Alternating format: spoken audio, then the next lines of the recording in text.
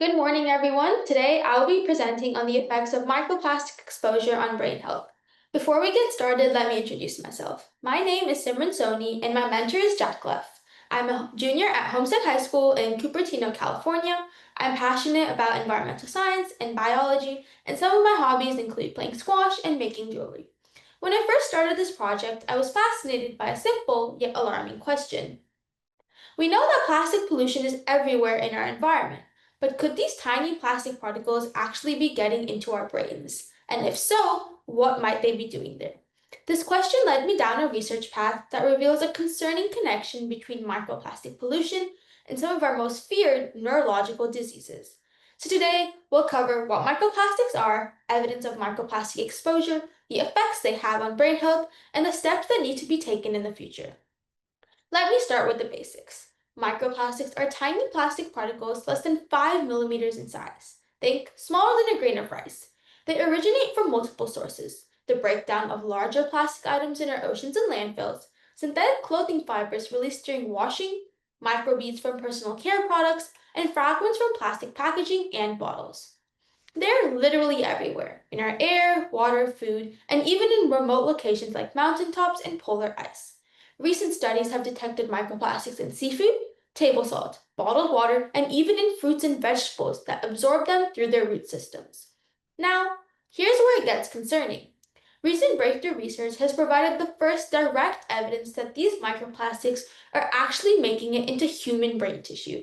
In a study from Sao Paulo, Brazil, researchers examined brain tissue from deceased individuals and found microplastics in 8 out of 15 people they studied. But how do these plastic particles get into our brains? Scientists have identified two main pathways that bypass our body's natural defenses. First, the nasal route. When we breathe in microplastics, they can travel directly through our olfactory system, which starts at our nasal cavity. This pathway is particularly concerning because it bypasses the blood-brain barrier, the body's barrier to stop foreign objects from reaching the brain. By passing the blood-brain barrier, particles enter neural tissue through the olfactory bulb and can then spread to other regions of the brain. Second, the gastrointestinal tract.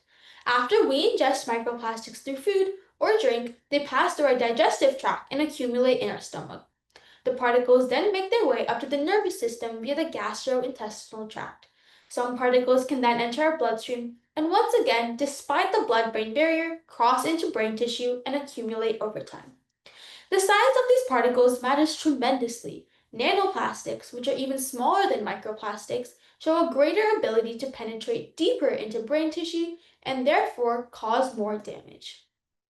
Recognizing the need for convenient detection methods, I developed an experimental approach to isolate microplastics from water samples. My method uses a Buchner funnel filtration system combined with micrometer grade filter paper to separate microplastics from the water. After the filtration, I applied a specialized plastic paint adhesive that selectively binds to plastic particles, making them visible under microscopic examination. This technique offers several advantages. It's cost effective, doesn't require expensive specialized equipment, and allows for visualization of particle size and concentration. While still in development, this method offers promising solutions if implemented correctly. Moving on, before I examine the human implications, let me share what animal studies reveal. In simple organisms like nematodes, plastic particle exposure caused increased erratic movement, shortened lifespans, and visible nerve cell stress. In fish and marine mammals, we observed reduced levels of acetylcholinesterase, a crucial enzyme for proper brain and nerve function, along with behavioral changes in swimming patterns and feeding behavior. Zebrafish studies are particularly relevant because these animals are vertebrates like us. When exposed to microplastics, researchers found particles accumulated in fish brains, accompanied by oxidative stress, neuroinflammation, reduced dopamine levels, and impaired motor function. In mammalian studies using mice, oral microplastic exposure caused systematic accumulation and also triggered oxidative stress throughout the body. Most alarmingly, researchers observed significant changes in neurotransmitter-related enzymes, the chemical messengers our brains depend on for normal function. So, how exactly do microplastics damage our brains? The research reveals several interconnected pathways of destruction. Oxidative stress is the primary mechanism.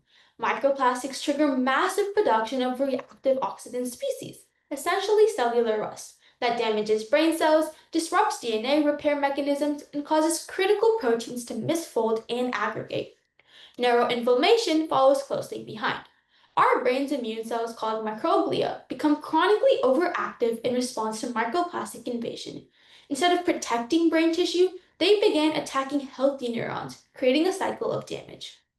Neurotransmitter disruption represents another critical pathway. Multiple studies demonstrate that microplastics interfere with acetylcholine, dopamine, and other essential brain chemicals. When these systems malfunction, we see cascading problems with movement control, cognitive processing, and behavioral regulation. This brings me to the most frightening aspect of my research: how microplastics are putting us all at greater risk for some of the most devastating brain diseases we know.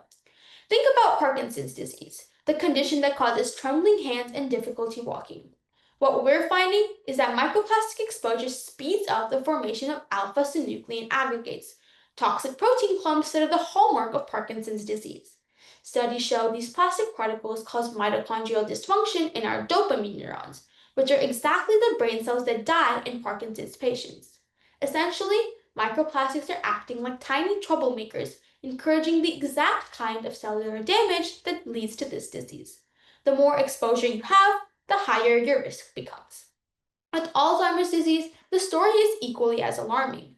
Polyester nanoplastics trigger amyloid beta protein clumping, those brain plaques that we associate with memory loss and dementia.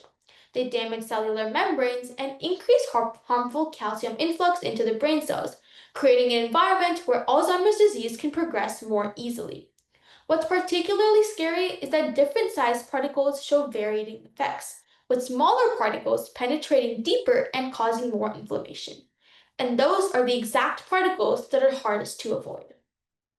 To recap, microplastics can penetrate our brain's most sophisticated defenses. And once they are in brain tissue, they trigger multiple pathways that lead to neurodegeneration. The research consistently shows that longer exposure can cause more severe effects, but even short term exposure can cause measurable neurotoxic damage.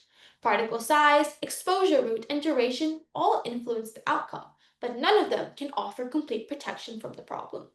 This isn't merely an environmental issue. We're looking at a public health crisis that could fundamentally alter the landscape of neurological diseases. As microplastic pollution continues its exponential increase globally, we may see unprecedented rises in neurodegenerative diseases unless we take immediate, coordinated action. The encouraging news is that by understanding these mechanisms, we can develop targeted interventions. Early research suggests that antioxidants and specific probiotics might help counteract microplastic toxicity, and detection methods like the ones I've developed could enable better monitoring and prevention strategies. Thank you for your attention. Thank you so much for that presentation. I want to revisit the methodology that you created to separate those microplastics from water. If you could actually go back to your slide that showed your experimental setup, I am super curious to learn about how you came to land on this methodology. Yeah, so something I wanted to do was look at if specific sources of water had increased microplastics, which might increase people's risk of getting like these neurodegenerative diseases. So something I came up with was a way to filter out the microplastics from the rest of the water and then examine it underneath the microscope to see the like how many particles are there in a certain area. So the Buchner funnel is a method to let water drain out, and I use 1.5 micrometer filter paper, which is the approximate size of most microplastics. So by letting it filter and resting for a couple of hours, I was able to separate the microplastics, but because they're obviously clear and hard to see, I used the paint, a red colored paint, to stain the microplastics to then look at under the microscope. Fascinating. And, did you test different water sources and what did you find? Yeah, so I tested a couple of different water sources. I use deionized water as my control because it should not have touched any plastic. I use water from plastic water bottles and tap water from local homes in my neighborhood. And I found that the deionized water did not have plastic particles, which is a good thing, but plastic bottles from the grocery stores that you buy when you're like on the run have a lot more microplastics than they should. And even tap water has small amounts, but the amount in plastic water bottles is obviously a lot greater as expected. It's fascinating. And so for anybody who sees this presentation, based on, the samples that you took, what recommendations would you have for somebody who's trying to limit the amount of microplastics that they're being exposed to?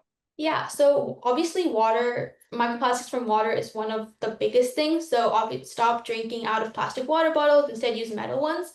And also a lot of things in your house, such as your clothes, actually your laundry machines release microfibers every load you run the laundry. So trying to put that in a room where people aren't sitting all the time so they can't breathe in those microplastics and switching to like different toothpaste brands that don't have microbeads in the toothpaste because that's also an issue.